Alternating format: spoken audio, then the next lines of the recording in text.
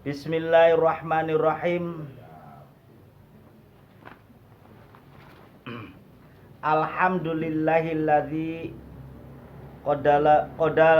qadama lana jawahirul adabihi fi kitabihil mubin wa fihi sunnani rasulillahil amin.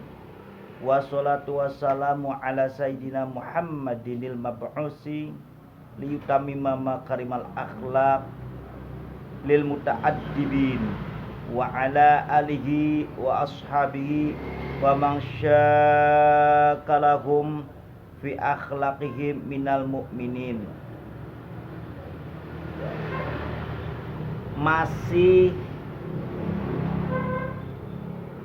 meneruskan tentang babnya kenapa doa itu jadi tidak dikabul, tidak diijabah. Ud'ullaha wa antum muqinun bil ijabah wa'lamu annallaha la yastajibu du'a min qalbi ghafilin lahin. Jadi doa seseorang kepada Allah atau meminta kepada Allah dengan rasa keyakinannya seakan-akan doa itu dikabul, tapi ternyata doa itu tidak dikabul karena berdasarkan orang itu bermasalah. Bermasalah apanya? Bermasalah di hatinya. Tapi bagi orang-orang yang mengakui tentang Al-Quran dan seorang yang membaca Al-Quran dan benar-benar mentaati, insya Allah doanya akan terkabul. Di antaranya itulah orang-orang yang doanya tidak terkabul karena orang itu mengenal tapi tidak menjalankan aturannya. Yang keempat, akaltum ni'mallahi falam tu'addu syukroha. Kita semua menyukuri, kita harusnya apa yang kita makan dan kita apa pemberian dari Allah, harusnya kita itu mau menyukuri. Tetapi kita semua banyak orang yang tidak sadar bahwa rezeki yang kita dapatkan itu dari Allah, dan kadangkala dapatnya sedikit, yaitu glendeng. Padahal itu adalah rezeki dari Allah, bukan dari kita. Nah, inilah yang akibatnya dampak daripada kita itu tidak menyukuri, maka orang itu akan tersendat mendapatkan hasil keberkahan dari Allah. Apa yang dimakan itu sesuatu yang tidak barokah, hanya hasilnya yaitu rupa zahirnya saja, tapi isi dari semua itu tidak ada. Jadi apabila orang yang tidak mau menyukuri nikmat dari Allah, maka orang tersebut kehidupannya akan mendapatkan atau merasakan selalu kurang, dan kurang. Dan apabila orang tersebut sudah merasakan kehausan akan rizki, maka orang tersebut akan melepaskan jiwa ke angan-angan memperbesar angan-angan keduniaannya. Maka orang itu tidak sadar bahwa itu tidak diperbolehkan, sehingga akan mengakibatkan hatinya jadi hitam. Akhirnya apa? Menghalalkan mendapatkan rezeki dengan cara apapun. Orang tersebut kalau sudah begitu namanya wala in kafartum min azabil lasyadid. Apabila orang itu sudah mengkufuri nikmat dari Allah, maka apa yang didapatkan akan menjadi siksa baginya. Contoh yang gampang saja. Kita mendapatkan uang yang banyak tapi cepat habis. Cepat habis.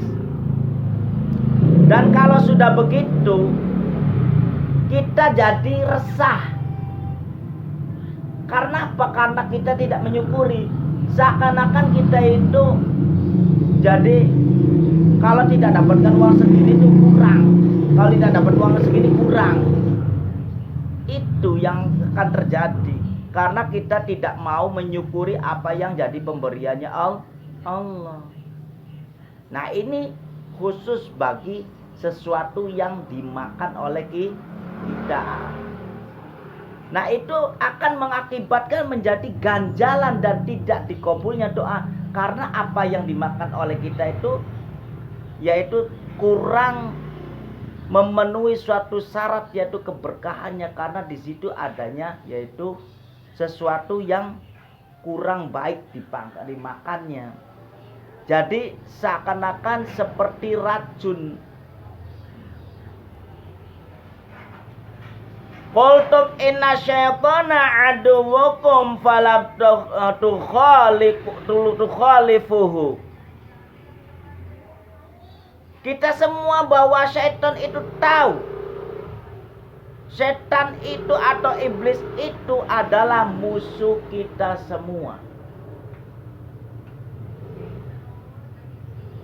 Nah, kalau saya tanyakan ke Pak Guru, ngumpetingan di Pak Guru ini. Bener beli Pak Guru kang ngarani setan iku musuh sampean. Apabila kita tahu setan itu musuh kita, maka kenapa justru amalia setan itu dilakukan, dilaksanakan, dijalankan? Ya contohnya lah zaman dahulu benar. Kan konon Pak Guru ngilangi ke Pak Guru suri. Itu yang bikin hati kita jadi beku, jadi kita jadi hitam. Karena apa? Karena kita bukannya memusuhi setan, tapi kita malah mendekati setan. Malahan setannya ketakutan mau digoda, ini manusia mau digoda kok malahan tingkahnya melebihi dari saya. Wah, sayanya yang takut jadinya sama manusia. Bukan takut karena amalianya bagus, tapi amalianya melebihi daripada setan. Bahaya Pak Guru. Batu rinyong. Nah, itu yang akan mengakibatkan hati kita jadi hitam dan mengakibatkan doa itu tidak terkabul, tidak diijabah.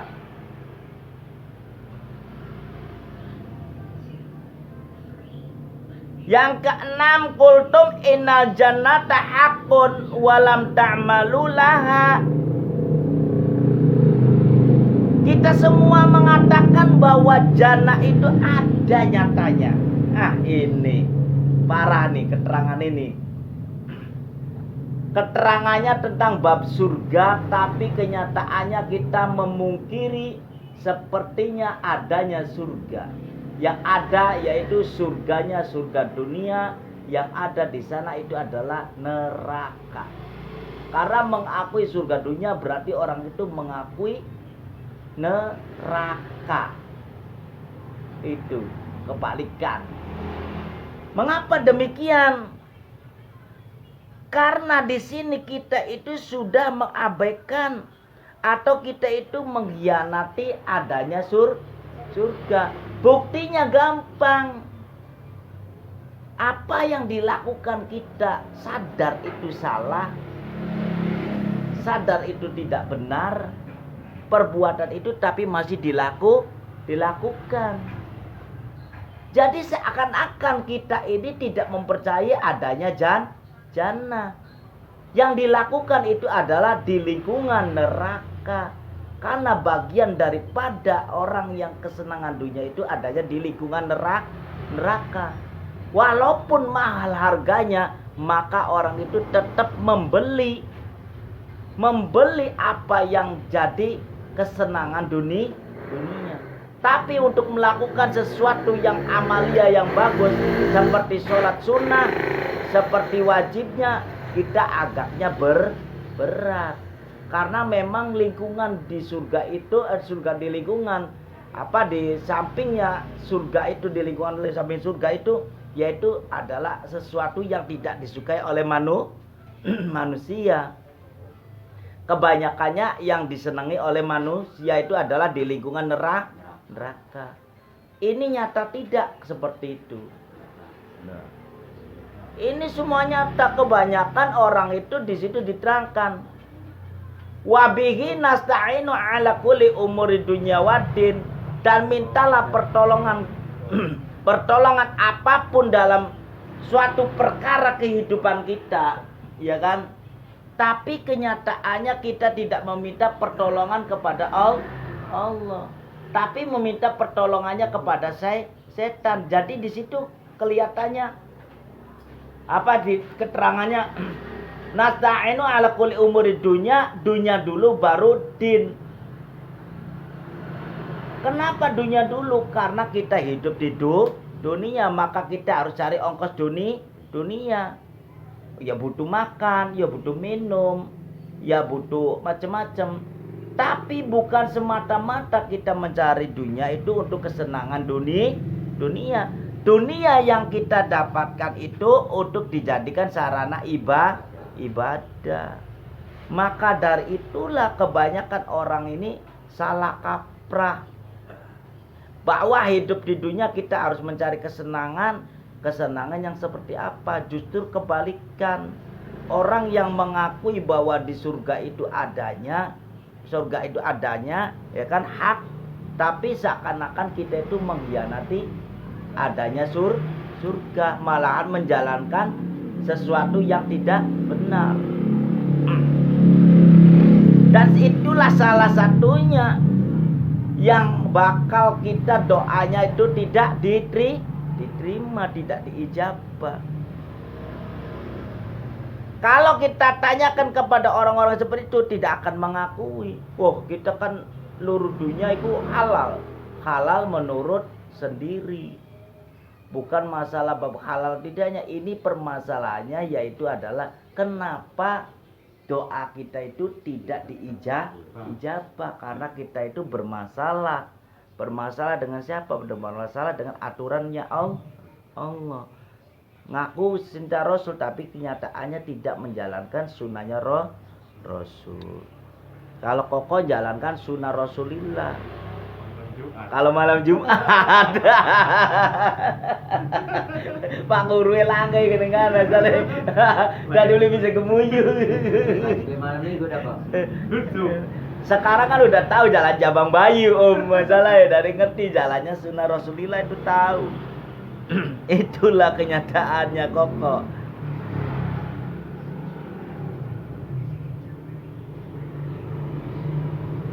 Qultum innan naro haq walam tahara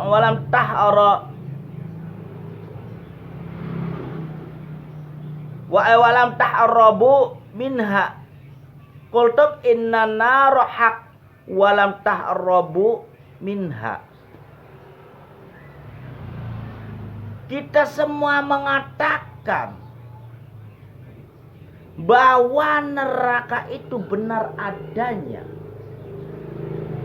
Tapi banyak orang yang mengerti neraka, tapi untuk menuju neraka itu bukannya kita menghindari jalan ke neraka, malahan kita itu melaksanakan atau menjalankan apa yang jadi jalannya neraka itu kita laksanakan.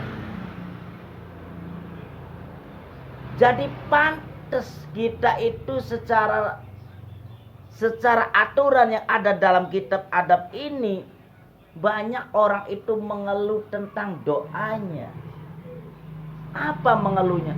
Kenapa ya saya itu doa setiap malam minta doa ini aja kok nggak dikabul-kabul? Yang ente nyalukin nomor togel, nyalukin nomor ini ya boro-boro ketemu.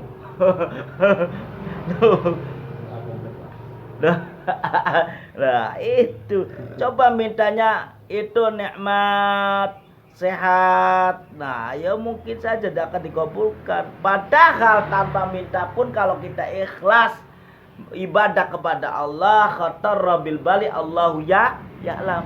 Apa yang di dalam hati kita, Allah itu pasti tahu dan akan membalasnya.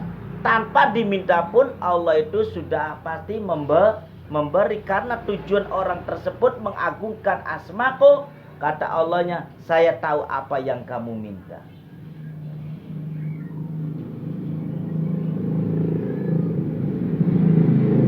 Qultum innal mauta haq walam tasda'idu lahu. Dan kita semua mengatakan dan kita mengakui bahwa mati itu benar adanya. Ini dalam season-season yang sudah finalnya. Kenapa? Sadar tidak bahwa orang hidup pasti akan mati. Contoh dalam satu perjalanannya di dalam kehidupan itu akan diberikan ujian atau diberikan peringatan, yaitu sakit. Pak Guru lagi sakit belai. Lah, justru tanda kematian itu adalah sakit. Kalau adanya sakit berarti orang itu hidup. Kalau hidup pasti ada mati. Dan entah kapan matinya kita harus siap-siap. Mau tidak mau kita harus terima. Kalau kita nanti tidak benar, maka Anda akan mendapatkan di neraka.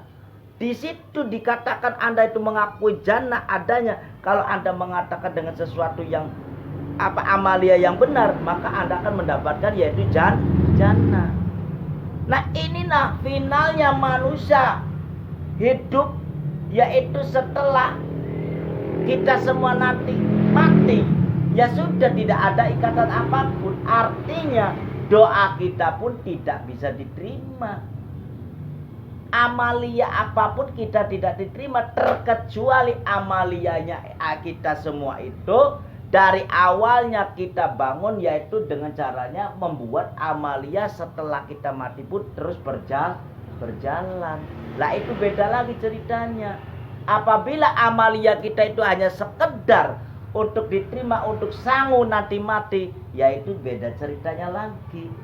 Nah, justrulah amal yang tertinggi sodako, yaitu adalah sodako ilmu. Yang kedua adalah sodako hartamu. Saya berikan kepada kamu untuk dibelanjakan apa? Jadikanlah hartamu itu menjadi amalia yang setelah kita mati pun akan terus mengalir. Itu sangat penting yang harus kita ketahui. Jadi jangan sampai kita mempunyai harta itu sia-sia. Jangan perhitungan untuk amalia. Jangan kita mempunyai pemikiran yang tidak-tidak. Itu kita sangat penting. Karena kita itu tidak tahu, entah apakah kita itu nanti setelah malam ini besok mati, saya nggak tahu. Tapi sebelum itu terjadi, maka lakukanlah kita mencari yang terbaik dulu buat bekal nanti akhirnya. Itu tanda daripada kita itu kenapa doa kita tidak dikabul, karena hatinya kita bermasalah. Di awal dari mulai hidup, mengenal Allah, mengenal Rasulullah, mengenal Quran, ya kan, mengenal setan yang jadi musuh kita. Nah, mengenal neraka, mengenal jannah, dan mengenal kematian, karena kita ini semuanya akan kita alami. Ini bicara bukan bicara asal, tapi bicara tentang kitab adab yang menerangkan yang bakal nanti kita akan alami. Contohnya yang sakit dulu. Yang sakit itu tandanya kematian. Itu. Kalau adanya sakit berarti adanya kehidupan. Kalau ada kehidupan pasti ada kematian. Pak Guru. Untung golane yang diwaras. Kok waras, lampanan mati kok kepriben gitu, kebubuhan. Senyumlah Pak Ando. Pak Ando pengen senyum dikit. Ya Pak Ustaz. Pak Ando kan jawabin kon almarhum.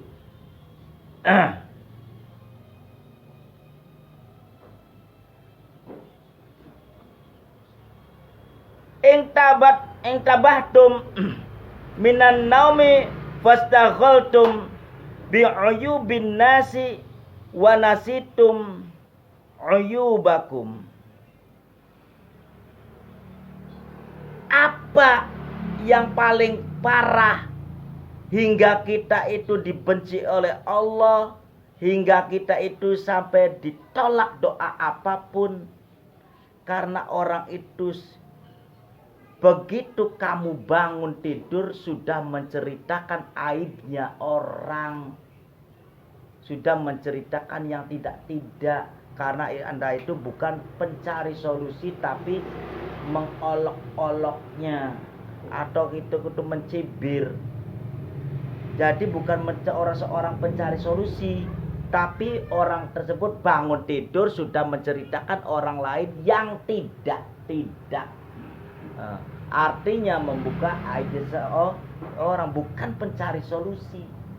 Nah, itu yang paling dibenci. Jangan sampai kita semua itu, kita sesama umat Islam walaupun bukan orang Islam, kalau memang orang bukan itu orang kafir, tapi orang kafir itu rasa hormatnya tinggi dan mau menghormati kita, menjaga kita, maka orang itu juga perlu dijaga. Karena apa? Karena kita berkiblatkan bahwa orang kafir pun ciptaannya Allah. Sejelek-jeleknya orang kafir itu tetap ciptaannya Allah. Maka hargai Allahnya dengan adanya zahirnya orang kafir tersebut adalah menghargai Allah. Kita bukan dalam arti mengolok-oloknya, tapi kita menjaganya. Kalau toh memang bukan kafir harbi atau kafir kang nakal, kafir kang galak, apabila ada kafir yang seperti itu, maka sikatlah orang seperti itu, boleh. Karena itu udah aturannya dalam Islam. Tapi di Indonesia tetap ada aturan hukumnya. Entah hukumnya seperti apa, itu terserah. Mau pincang, mau apa, terserah, saya nggak ngerti. Itu urusannya orang hukum. Tapi kalau dalam Islam dan sadar, pasti orang Islam yang di dalam kepemerintahan menjalankan sesuatu yang tidak benar itu pasti sadar. Tidak mungkin tidak sadar. Saya yakin orang-orang yang di atas yang ngaku Islam itu pasti sadar tentang Islamnya. Apabila orang itu menjalankan kepemerintahannya dengan tidak benar, maka jangan coba-coba orang itu akan mendapatkan tempat sedikit pun di surganya. Yang ada orang itu punya tanggung jawab seluruh Indonesia karena kesengsaraan rakyat dan kemakmuran rakyat, yaitu karena adanya di orang di atas. Nah, disitulah ketentuannya. Tapi kalau orang-orang itu khianat dengan amanahnya, maka jangan berharap tempat surga sedikit pun. Yang ada yaitu tempat lebar-lebar di neraka.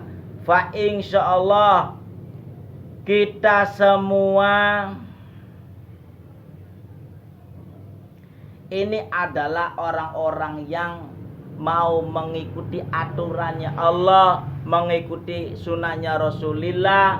Kita semua akan menjadi orang-orang yang apapun yang diminta oleh kita akan terkabulkan. Amin. Yang ke-10, dafangtum mautakum walam ta'biru lahum. Nah, ini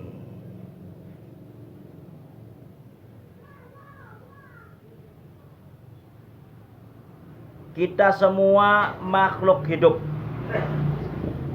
sadar bahwa orang hidup pasti akan menemui kematian.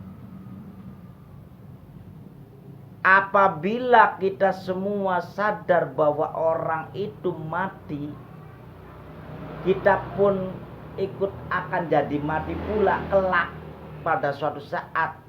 Tapi apabila orang itu tidak menyadari bahwa kematian itu adalah pelajaran, maka jelas-jelaslah orang itu sudah hatinya sudah hitam. Maka orang itu perlu yang namanya pendidikan khusus. Pendidikan khususnya apa? Pendidikan khusus untuk orang-orang yang sabar.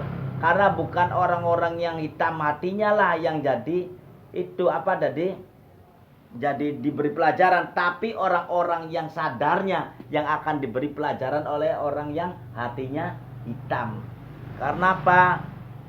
Karena orang yang sudah pengertiannya kematian itu bukan jadi pelajaran, berarti orang ini sudah tidak takut dengan kematian.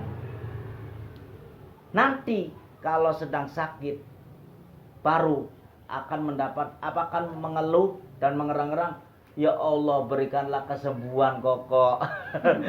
Kan gitu.